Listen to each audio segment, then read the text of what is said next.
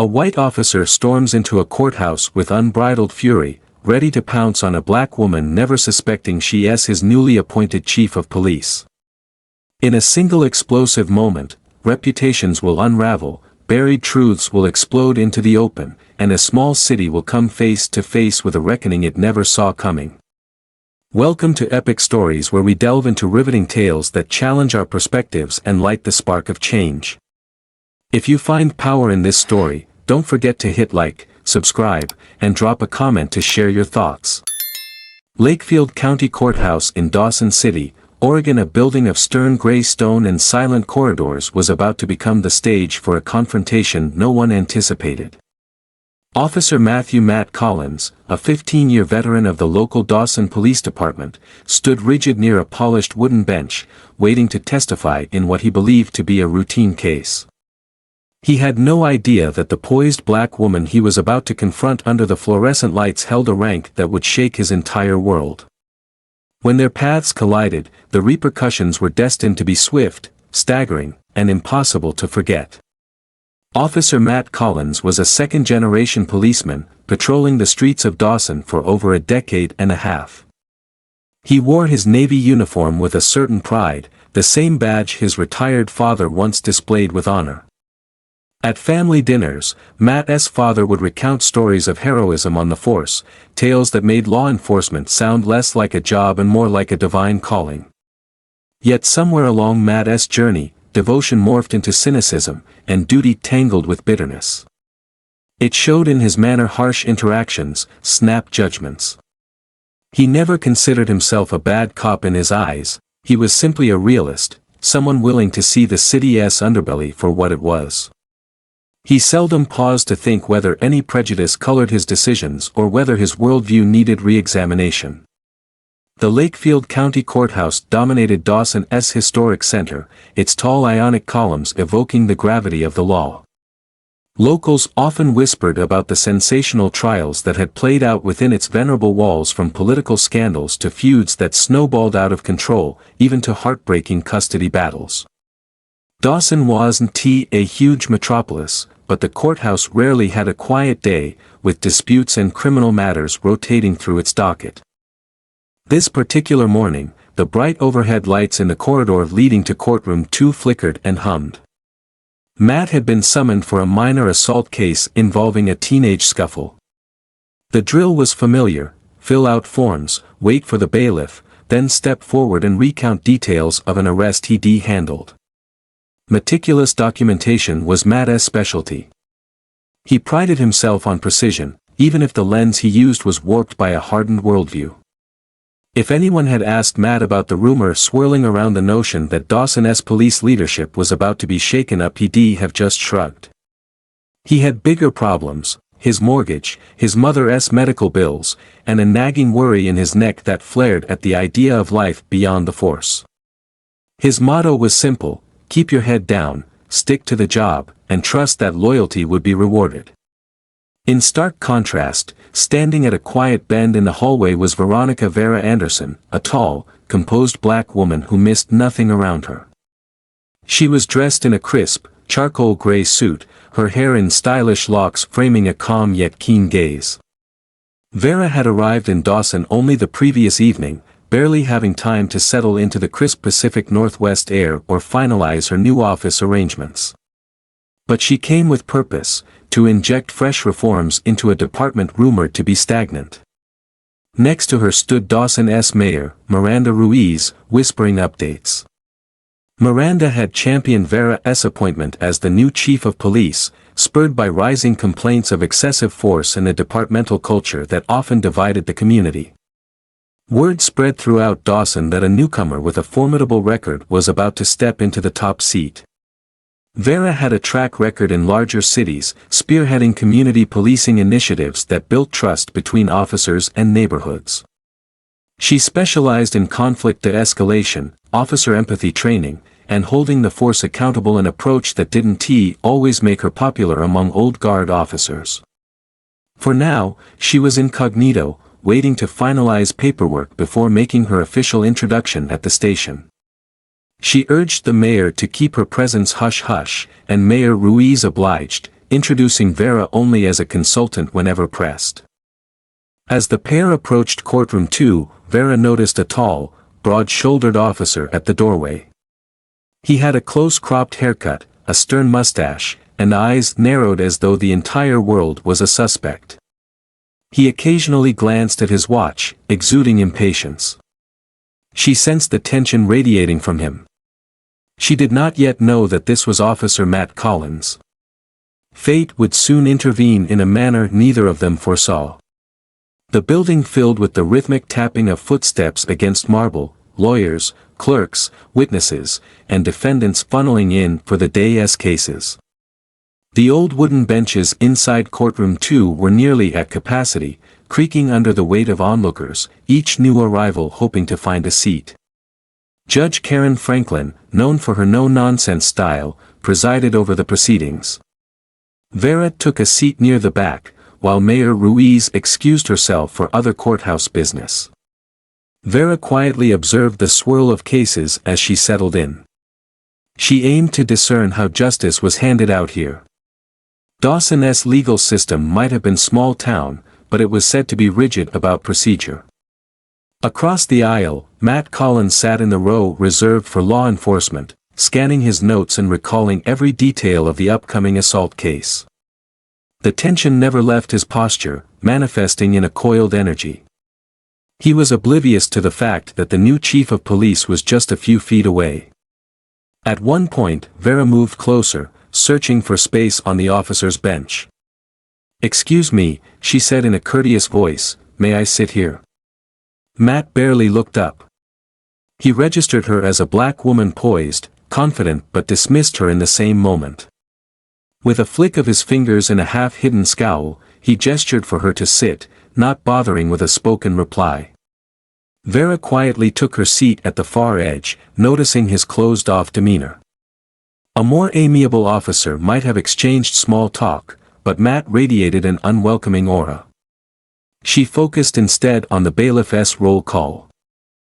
Eventually, the bailiff called, State versus Logan Daniels. This was Matt's cue. He stood, straightened his uniform, and stepped to the witness stand, determined to bolster the prosecution's argument about a teenage assault in a neighborhood park. Vera watched him, intrigued. She recognized the type, a veteran officer who lived and breathed the old ways, complete with a cynicism that might lead to overstepping boundaries. Still, she remained nothing but an observer. Matt delivered his testimony in precise, detail-driven fashion, though his words carried a tough, accusatory edge. From his vantage point, Logan was the aggressor, no question about it. The prosecutor nodded with satisfaction, while the defense lawyer, a wiry man named Jacob Kelly, cross-examined Matt about potential biases in the investigation. With every question, Vera saw the flash of annoyance in Matt's eyes. He hated being doubted. Eventually, Judge Franklin admonished both sides to keep calm and stick to the facts before concluding that case's hearing. Matt returned to his seat, frustration smoldering. He believed in an officer's authority, disliked these formalities, and felt that guilty was obvious if he made an arrest. Moments later, another case was called, People vs. Samantha Reed. Vera's interest peaked. Samantha Reed was an activist whose arrest file she de-studied because it flagged possible police misconduct. The record showed that an officer, Matt Collins, had tackled her during a peaceful protest. The tension in the courtroom seemed to intensify. Judge Franklin's expression signaled the gravity of this case. It had the community's attention. Vera took a careful breath. Samantha Reed had alleged that Matt used excessive force on her shoulder, leaving lasting injuries. For Matt, this was an insult to the badge he had proudly worn for years. As the lawyers presented their arguments, cell phone footage showed Samantha chanting while Matt abruptly charged in. The discrepancy between the live footage and Matt's official narrative was stark. Samantha testified how she was protesting against racial profiling, standing peacefully until Matt lunged at her. The entire courtroom watched with rapt attention.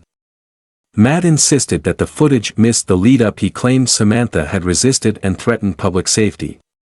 The judge, however, wasn't convinced the protest was anything but peaceful. Vera could sense Matt's rage brewing. She read the scowl on his face and the rigidity in his posture. Allison's supporters in the gallery stared daggers at him, outraged. Judge Franklin called for a brief recess, fueling a surge of whispered conversations. The tension carried into the hallway, and Vera considered calling Mayor Ruiz for advice. In her capacity as consultant, she still had no official authority, but she was witnessing firsthand the deep divide between the community and its police force. When the proceedings resumed, the judge withheld immediate judgment but released Samantha on her own recognizance, pending further evidence and an internal affairs report. Relief washed over Samantha, while Matt gritted his teeth. He muttered something under his breath, bitterness oozing from every syllable. Court was adjourned, and people began trickling out. Then Matt did something reckless. Ignoring the bailiff's warnings, he confronted Samantha in open court. "This isn't over," he snarled, leaning in too close. "You can't spin your lies forever." Samantha recoiled but refused to cower. Before she could reply, Matt's gaze flicked across the room and locked on Vera, who had risen, ready to intervene if he got too aggressive. Their eyes met for the briefest heartbeat. Matt saw a figure he assumed was yet another bystander, glaring in moral judgment. Vera saw an anger-fueled officer barreling toward a crisis he didn't even recognize. He stormed out, heedless of the stares that followed. Their next meeting would not be in a courtroom. By the end of the day, Vera Anderson would be introduced as Dawson's new chief of police, Matt's superior. And while neither could foresee the magnitude of the clash to come, forces were already in motion that would upend the culture of the department and the soul of the city itself. That afternoon, in Dawson's City Hall, sunlight poured through large windows onto a row of chairs set for a press conference. Reporters, local officials, and curious residents filled the space. The mayor's office had announced a major new appointment for the Dawson Police Department set for precisely 2 p.m. At 1:59 p.m., Vera Anderson strode in, flanked by Mayor Miranda Ruiz and 2 members of the city council.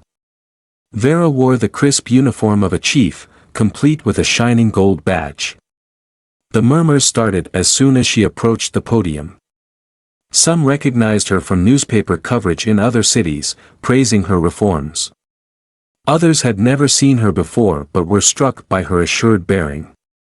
Matt Collins lurked at the back among several uniformed officers. He'd come reluctantly.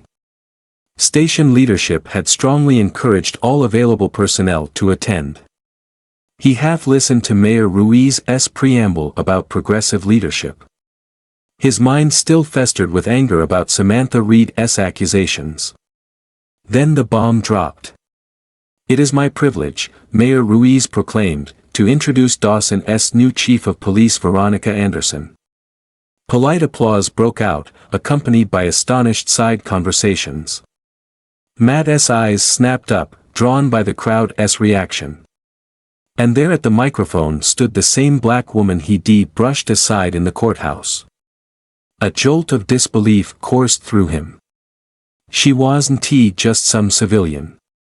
She was now his boss. Vera greeted the crowd with measured confidence. "Good afternoon.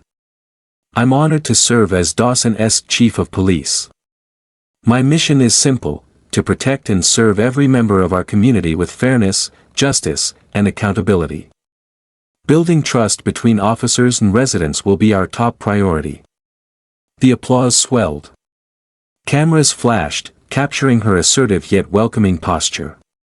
Matt's stomach twisted. He vividly recalled his dismissive gesture in the courtroom corridor, the uneasy eye contact before he stormed out. Now she was in command. He stood like a statue, arms crossed, barely breathing as Vera outlined plans for better training, community engagement, and an unwavering commitment to ethical policing. When a local reporter asked about the case of Samantha Reed versus Officer Collins, Vera calmly stated, "I can't comment on an active investigation, but I believe in thorough due process." We'll fully cooperate, and transparency will guide us. Matt's jaw clenched. He sensed eyes darting his way. The mention of his name felt like an indictment. The press conference ended, and Vera made the rounds, shaking hands with dignitaries and curious citizens. Finally, she arrived at the rear where Matt stood like a sentinel. She extended her hand and, with quiet courtesy, said, "Good to meet you, Officer Collins. I look forward to working with you." He stared at her outstretched hand for a beat, then shook it with mechanical stiffness. "Chief," he muttered, turning on his heel before she could speak further. Vera's hand lingered, suspended in the air, as she watched him go. She dealt with entrenched mindsets before. Building trust wasn't a one-day job. A fault line opened beneath the Dawson Police Department that afternoon, and Vera stood squarely over it, ready to rebuild a more stable foundation, whether Matt Collins liked it or not. Early the next day, before sunrise, Vera Anderson parked in the chief's designated spot at the Dawson Police Department's main building. It was a modest brick structure that showed clear signs of aging. She stepped inside to the fluorescent-lit lobby, greeting a few night shift officers who were wrapping up their shifts. Word of her appointment had spread, generating a mix of curiosity, hope, and apprehension. Vera headed for her new office, a space smelling faintly of old coffee and older files. A thick layer of dust coated the desk, still cluttered with memos and reports from her predecessor. She set down her coffee, rolled up her sleeves, and dived into the neglected paperwork. Outside, the day's shift gradually arrived, the station humming to life. By 7 a.m., Vera was in the briefing room, a cramped space dominated by a scuffed whiteboard and mismatched chairs. Officers trickled in. The air was heavy with curiosity and wariness. She scanned the attendees, noticing the array of expressions, from intrigued to guarded. In the back, arms folded and posture aloof, stood Matt Collins. "Good morning," Vera began. "I'm Chief Anderson. I know changes can be unsettling, but my commitment is to safeguard everyone here in Dawson, residents and officers alike, with integrity, fairness, and openness." She elaborated on her short-term goals, new de-escalation training, a review of use of force protocols, and more active partnerships with local neighborhoods. A few officers nodded politely, some exchanged skeptical glances, and others stared blankly. When Vera invited questions, an older officer tentatively asked if the reforms would involve outside experts or internal committees. "Both," Vera replied, determined. "We'll assemble teams from within, and I'll also consult people I trust who specialize in community policing." She looked across the room, inevitably landing on Matt. He offered no comment, his face unreadable. She ended the briefing by encouraging open communication, then let officers disperse. Matt lingered, waiting until the room emptied. He finally approached and, without preamble, handed her several files labeled with complaint numbers. "Complaints from the public," he said curtly. "Some from other officers. Thought you'd want to see them." Vera accepted the thick folders, noticing they contained allegations of excessive force, some linked to Matt himself. "Thank you, Officer Collins," she said evenly. "I appreciate it. We'll handle these properly." He gave a slight shrug. "Don't mention it," he muttered, then left without another word. Vera sighed as she flipped through the documents, disturbed by the unresolved nature of various complaints, including Samantha Reed's. She called in Lieutenant Grace Peterson, an even-tempered officer with a strong reputation, and together they dove into the evidence. Grace acknowledged that the path would be steep. Some officers had grown accustomed to minimal accountability, but Vera remained resolute. Accountability was the key to respect from the community and within the force itself. 2 weeks rushed by as Vera juggled a dizzying load of policy reviews, strategy sessions, and staff meetings. She launched a Coffee with a Cop initiative, invited local advocates to departmental forums, and mandated racial bias and de-escalation training. Some officers were thankful to see structural changes. Others, especially the old guard, felt threatened by the scrutiny and additional paperwork. Matt Collins was at the forefront of this resistance. Though he attended every mandatory seminar, he made his displeasure known through eye rolls and terse remarks. The tension between him and Vera sizzled in the air. She sensed it each time their paths crossed in the hallway or in brief departmental check-ins. One evening, Vera was in her office, finishing up a mountain of overdue forms. Most of the day's shift had left. The station was calmer, almost echoing with emptiness. That quiet fractured suddenly by raised voices near the locker room. She immediately stood and hurried toward the commotion. She discovered Matt in a heated argument with a younger black officer, Derek Bailey. Derek's voice was measured yet clearly outraged. "I'm telling you, Collins," Derek said, "you overreacted on that traffic stop. The teenager was just heading home. Instead, you escalated, called backup, and humiliated him. That's not how we do this anymore." Matt was seething. "Don't preach to me about protocol. That kid matched the description of a burglary suspect hood up, loitering. I used my judgment." "Description?" Derek retorted, his tone edged with frustration. "He was just a black teenager wearing a hoodie. You can't assume this is exactly the kind of issue Chief Anderson wants to fix." The mention of Vera spiked Matt's anger further.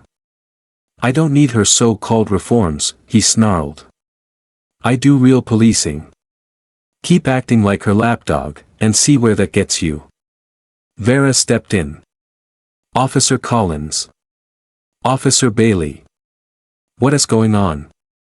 Her voice was firm. Both men turned. Derek looked relieved, while Matt's expression only hardened. "Just a disagreement, Chief," he said, forcing a neutral tone. "Bailey thinks I was out of line." Derek spoke up, he profiled a teenager. "Stopped him for no good reason. I'm sick of this happening." Vera studied Matt. "Is that accurate, Officer Collins?" His jaw clenched. "I had reason to suspect him. That area had break-ins. He fit the profile." Vera shook her head. "Profiles must be specific. And we have clear guidelines on how to engage respectfully. We can't let fear or bias turn everyone into a suspect." Matt scoffed. "Spare me the lecture, Chief. Some of us have to make split-second calls to survive out there." A static-filled silence enveloped the hallway. Derek bristled, but Vera stayed calm. "Officer Collins, file a detailed incident report." "Same for you, Officer Bailey. I want both perspectives documented." Matt glowered. "Fine," he spat, pivoting away toward the administrative desk. Derek exhaled, tension visibly draining. Vera reminded him to maintain composure, even when calling out misconduct. She returned to her office, well aware that her paperwork load had just multiplied. In parallel, the complaint against Matt from Samantha Reed was reaching a critical phase. Video and witness testimonies contradicted Matt's initial statements. The city council scheduled a formal hearing at the Lakefield County Courthouse to weigh disciplinary action against him, possibly even criminal charges. The hearing drew local activists, curious citizens, and media from neighboring counties. Samantha appeared with her arms still in a sling. She was supported by a small crowd waving signs for justice and police accountability. Inside the courthouse, Matt assumed his usual stance, uniform neatly pressed, posture rigid. Yet this time, he was the one on trial. Prosecutors played footage of him tackling Samantha and presented statements verifying the protest was peaceful. Samantha recounted her ordeal, how she was chanting for an end to racial profiling, only to be blindsided by a sudden takedown that seriously injured her shoulder. Matt's attorney tried to paint the scene as chaotic, claiming the officer perceived a threat. Judge Franklin, unconvinced, pressed Matt to explain the inconsistencies. Vera sat quietly in the back row, a silent observer. She initiated an internal review that exposed glaring gaps in Matt S.'s story. Samantha S.'s account was supported by multiple eyewitnesses and phone recordings. A hush fell when it was Samantha S.'s turn to address the court. Her voice trembled, but determination underpinned every word. I wasn't out there causing violence. I was there to protest. My body still hurts from the impact, but what's worse is that I now fear the people whose job is to protect us. Judge Franklin announced she would deliver her decision in a week, pending review of the internal affairs findings. Matt left the courtroom, ignoring a barrage of reporter questions. Outside, the scene was a swirl of cameras and protesters. Samantha spoke to the media, hopeful that accountability was finally within reach. Vera spotted Matt by the courthouse steps, glaring at a nearby cluster of Samantha S. supporters. She approached carefully. Officer Collins, she began softly. I know this process is tough for you. But there's solid evidence that. He cut her off, voice burning with resentment. You'd love to see me fired, wouldn't you? That's not what I want, she said, keeping calm. But if evidence shows misconduct, we have to address it. Matt gave a cynical laugh. 15 years I've served. One cell phone video and the whole world tries to burn me. I should be seen this coming. The department's changed. It has, Vera acknowledged. And it had to. He locked eyes with her, a swirl of anger and hurt. Then he turned on his heel and left without further exchange. Vera watched him go, recalling her own early years when she had to adapt after making mistakes. Reflection had guided her growth. But if Matt couldn't or wouldn't reflect, the system would move on without him. Finally, Judge Franklin reconvened court to issue her decision. The Lakefield County Courthouse overflowed with spectators, from local residents to out-of-town reporters. Samantha Reed and her supporters filled one section, bracing themselves for a crucial verdict. On the opposite side, a handful of Matt's family and loyal acquaintances showed up with anxious faces. In a measured tone, Judge Franklin stated her findings. The video evidence and official reports plainly showed excessive force and discrepancies in Matt's statements. She deemed his actions unjustified and his subsequent write-ups misleading or outright false. The recommendation, possible termination by the Dawson Police Department, plus a referral to the district attorney for charging him with filing false documentation. A stunned silence overtook the courtroom, followed by hushed whispers. Samantha exhaled tears of relief, activists cheered softly, and local officials exchanged significant looks. Matt's face went ghostly pale. He clenched the edge of the table, knuckles white. The judge banged her gavel. This court is adjourned. The crowd spilled outside, where reporters eagerly sought quotes. Samantha, tears on her cheeks, held on to her lawyer. They spoke about finally feeling heard. Matt's family consoled him, some openly weeping. Vera waited until the throng thinned, then stepped closer to Samantha. I'm sorry for what happened, she said gently. I promise to keep pushing for change. Samantha nodded, voice hushed by emotion. Thank you, Chief. I really believe this is a start. Off to the side, Matt stood at the base of the courthouse steps, watching the activists from a distance. Vera approached him. Officer Collins, do you need a ride back? He didn't answer immediately. When he did speak, his voice sounded hollow.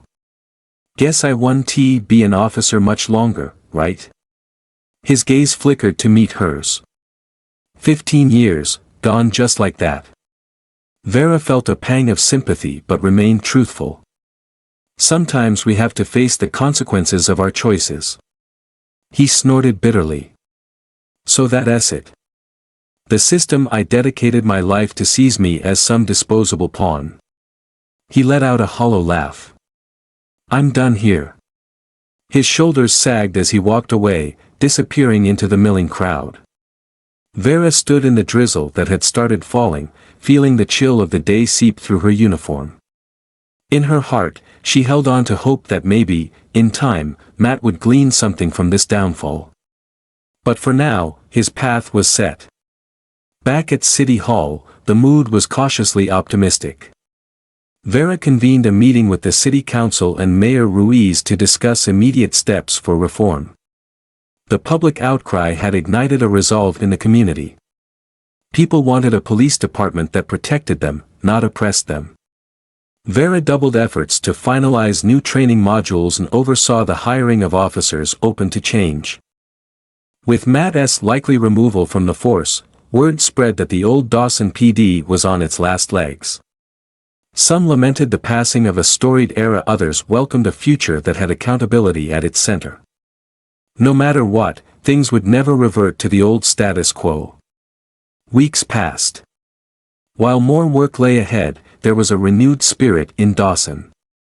The police department began fostering deeper community ties, forging trust that once seemed impossible. For Vera Anderson, it was proof that reckoning, however painful, could plant the seeds for a brighter tomorrow. Thank you for watching this gripping journey unfold here on Epic Stories. If you found value or inspiration in this tale of accountability and change, hit that like button, subscribe to our channel, and let us know your thoughts in the comments below. Your engagement helps us continue shining a light on stories that truly matter. Until next time, stay tuned for more powerful narratives that challenge, enlighten, and empower us all.